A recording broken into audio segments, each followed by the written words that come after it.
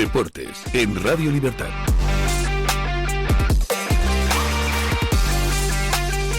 Muy buenos días y bienvenidos a Deportes en Libertad.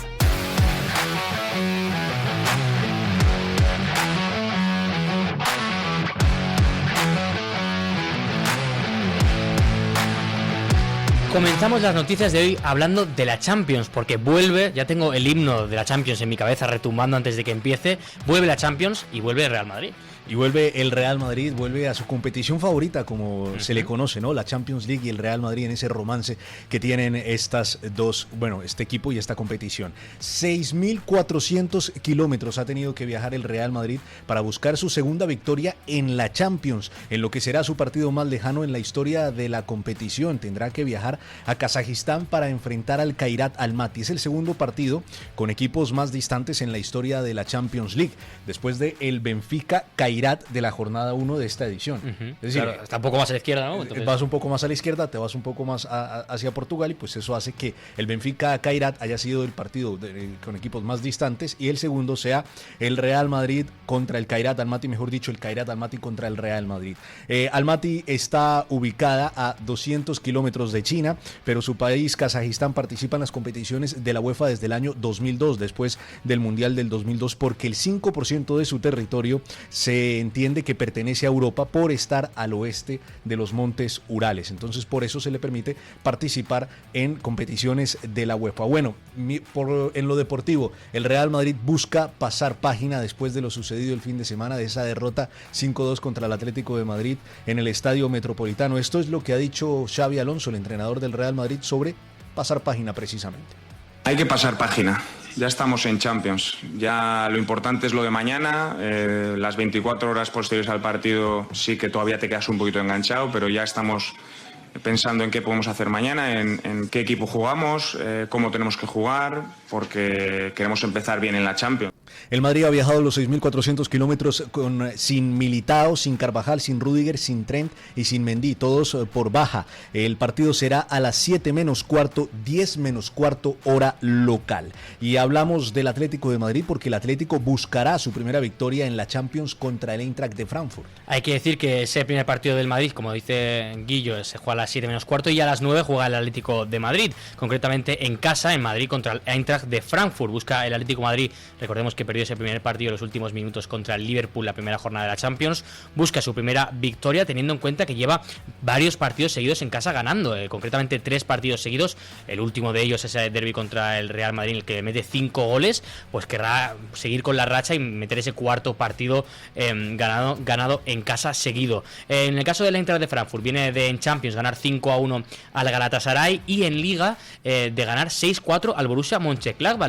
Les traigo un dato muy curioso. Está de los primeros en la Bundesliga, el Eintracht, pero es el segundo equipo que más goles mete después del Bayern, 17 goles y el Bayern 23, pero es el segundo equipo que más goles recibe. Es el segundo, como digo, con 13 goles. Es un equipo muy muy goleador, pero también que recibe muchísimos goles. Eso tendrá que estar atento el Atlético de Madrid para poder aprovecharlo. Como digo, segundo equipo en las dos categorías, tanto goles marcados como goles en contra. En el apartado del Atlético de Madrid hay que recordar que las bajas que venimos viendo en los últimos partidos siguen, tanto Almada como Cardoso como José María Jiménez no estarán, y bueno, veremos qué alineación, teniendo en cuenta esas bajas, pone el Cholo Simeone. Imagino que una parecía a la del derbi. En otros partidos de hoy es una jornada con partidos no tan buenos, bueno, más bien un día con partidos no tan buenos. Los de mañana son un poco mejores, ya los comentaremos mañana, pero a destacar ese Chelsea-Benfica, que yo creo que es, quitando los partidos que hemos hablado de los españoles, el regreso de Mou, ¿no? El regreso de Mourinho a la Champions y a Londres, al Chelsea. Bueno, entonces habrá que ver cómo se va ese partido. También juega el Bayern de Múnich contra el Pafos. Tenemos algún partido interesante entre Galatasaray y Liverpool, y junto al Real Madrid a esas 7 menos cuarto juega también Atalanta-Brujas para cerrar la jornada. Bodo Glimt Tottenham y Olympique de Marsella, Ajax de Ámsterdam.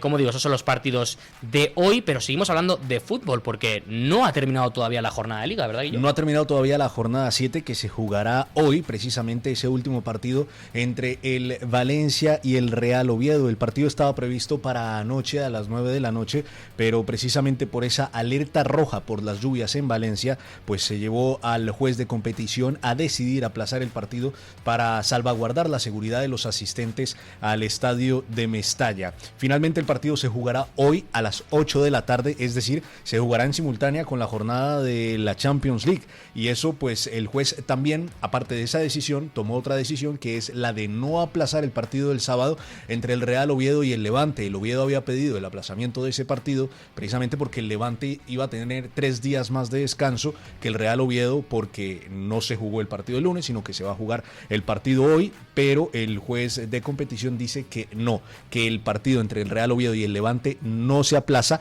El único que se aplaza es el que era previsto para ayer entre el Valencia y el Real Oviedo, que se va a jugar hoy a las 8 de la tarde. En otras informaciones, seguimos hablando de fútbol desde otro punto de vista, porque hay varias noticias desde el Fútbol Club Barcelona que pasan por el estadio, que pasa por los tribunales. ¿Qué me cuenta, Eric? Pues lo primero que te cuento es que el Camp Nou parece que ya tiene fecha. El teniente de Alcaldía de Seguridad de Barcelona ha comentado que probablemente ese 18 de octubre, ese partido contra el Girona, como digo, en casa, será la fecha. Ha dicho en declaraciones a RAC 1 que tienen la esperanza de que se hagan los ajustes a realizar y desde el punto de vista de la seguridad se pueda dar el visto bueno para reabrir parcialmente el Camp Nou.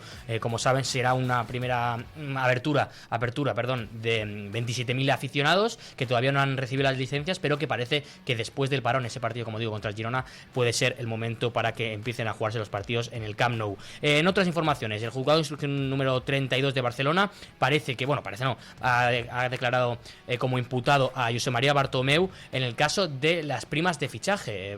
Según digamos que Joan Laporta puso una denuncia contra Josep María Bartomeu en la que decía que en varios fichajes que había realizado el Fútbol Club Barcelona se había llevado comisiones, ya sea Bartomeu o allegados a él en esa directiva, concretamente fichajes de Griezmann, fichaje de Malcolm y otros muchos fichajes durante la época de Bartomeu a la presidencia del Fútbol Club Barcelona. Hay que recordar que Bartomeu también está implicado en el tema de redes sociales, cuando se habló de que en redes sociales se habían contratado servicios de diferentes agencias para hablar mal de Messi y de otras figuras del vestuario del Fútbol Club Barcelona, y junto a eso, evidentemente, el caso Negreira, en el que también estaría Están implicado. todos los escándalos, en el caso Negreira, también en el caso Plusvalías. No, claro, es que bueno, ya sabemos lo que fue Bartomeu, no hace falta decirlo.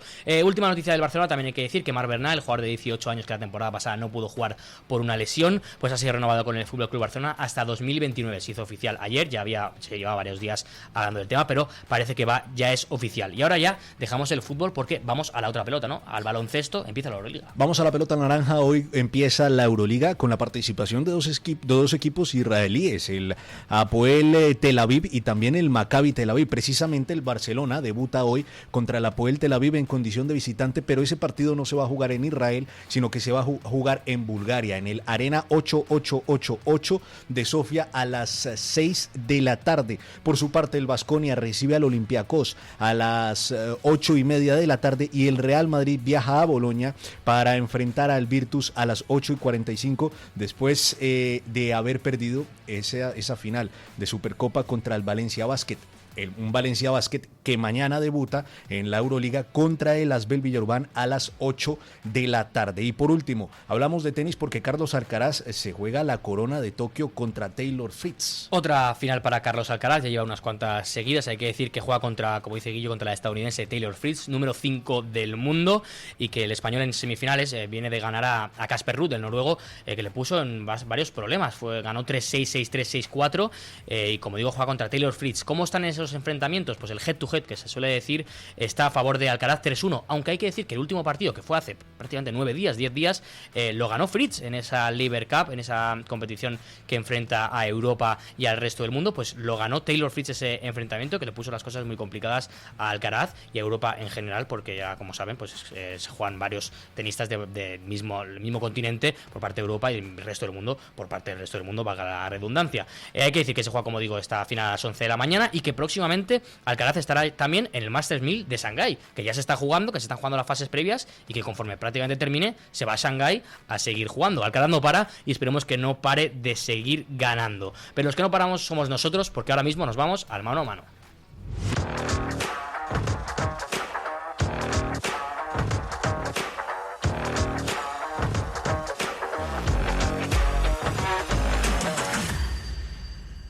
Y empezamos este mano a mano Con un mano a mano. Con un mano a mano, como siempre, ya lo saben los oyentes.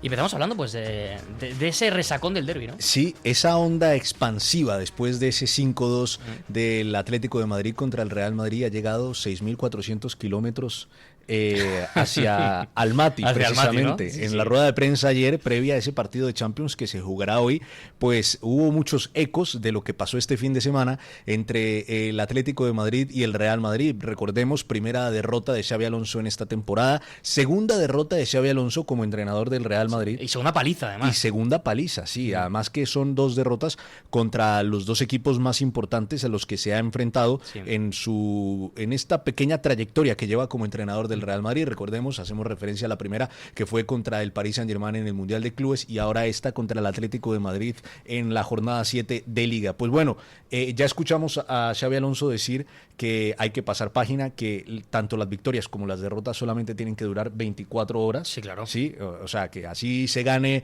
en un excelente partido 24 horas y ya pensar en el siguiente partido, así se pierda en un nefasto partido 24 horas y pensar en el siguiente partido. Pero llamó mucho la atención las declaraciones de Federico Valverde, quien estuvo muy autocrítico en la rueda de prensa de ayer e incluso pues entonó el mea culpa en Kazajistán.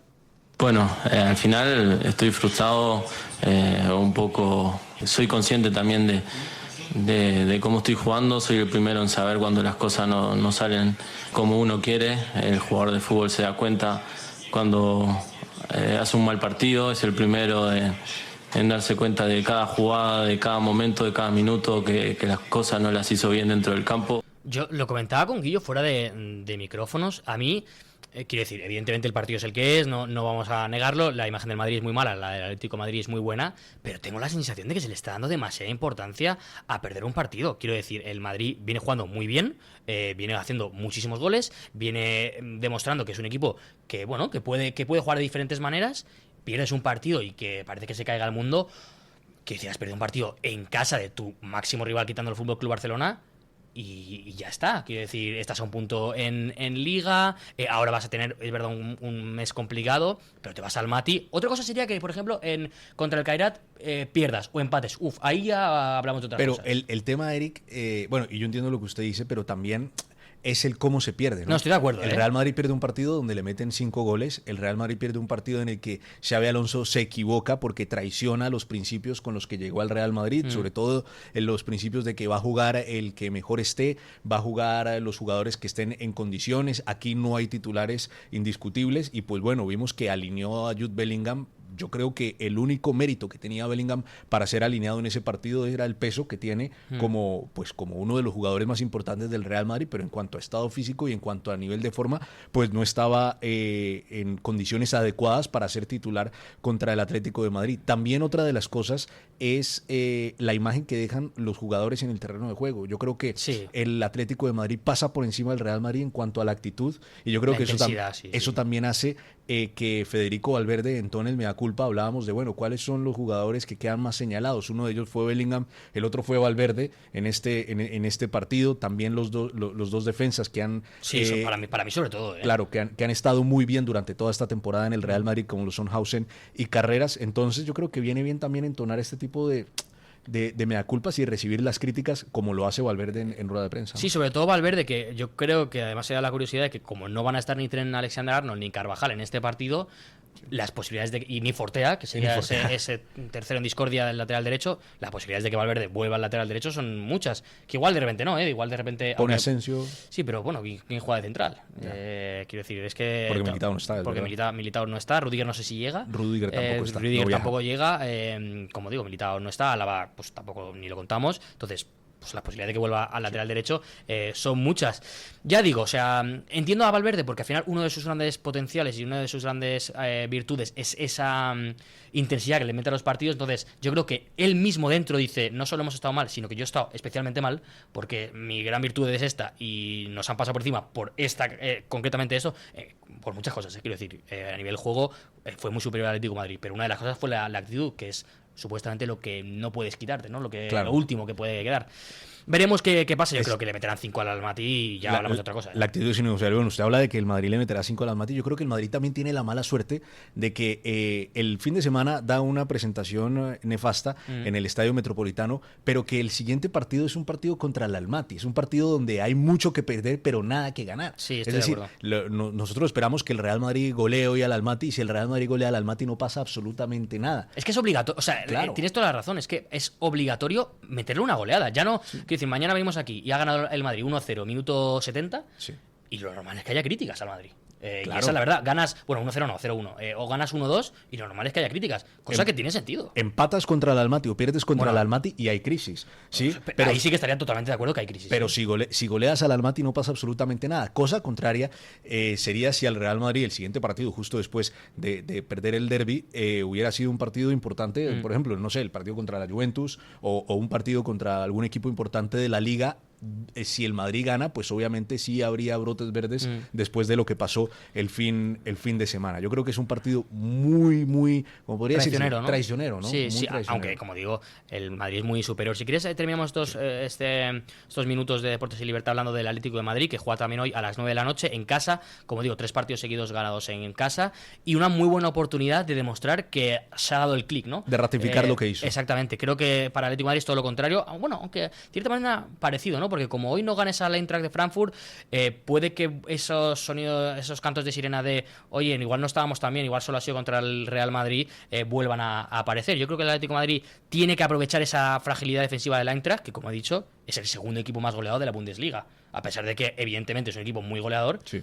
yo creo que el Atlético de Madrid tiene que aprovechar especialmente ese buen inicio de temporada de Julián Álvarez y ese inicio tan goleador del argentino. Y vamos a ver si Sorloth mantiene su nivel de goles, ¿no? Anotó gol en el derbi. Hablábamos mucho aquí fuera de micrófonos que Sorloth es de sus Pues jugadores. llega con alguna molestia, pero en principio Sí. va a llegar, pero Sí. no se ha entrenado, o sea, se entrenó como aparte en el último entrenamiento, pero en principio debería llegar. Bueno, pues lo que decíamos era que Sorloth es de esos jugadores que anota en ciertos partidos Sí. de a 3, 4 goles y eso ya le ayuda a su nivel, a su estadística goleadora. ¿eh? Sí, lo que pasa con Sorloth es que es verdad que es un poco fallón. Quiero decir, el Madrid mete gol, pero falla un par. Y graves. O sea, falla un par graves.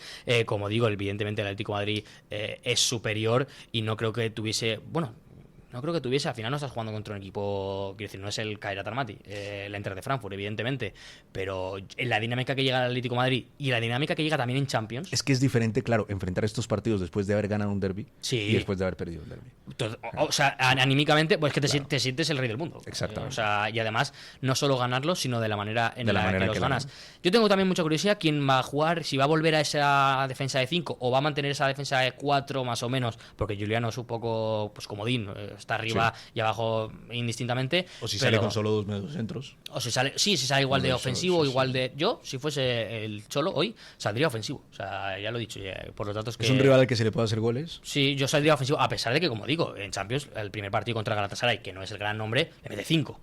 O sea... Bueno, también es que el Galatasaray, como yo lo he dicho aquí, fuera de Turquía, los árbitros no es que lo favorezcan mucho como lo hacen en Turquía, al Galatasaray. Bueno, ahí lo dejamos con ese comentario arbitral del señor Guillo. Mañana comentaremos estos partidos, evidentemente. Hablaremos también de ese partido de la jornada, yo creo, de Barcelona-PSG, que se juega mañana. Estaremos aquí, como siempre, los miércoles de 10 y 10 a 10 y media para comentar el fútbol y también el resto de deporte. Los esperamos. Deportes en Radio Libertad.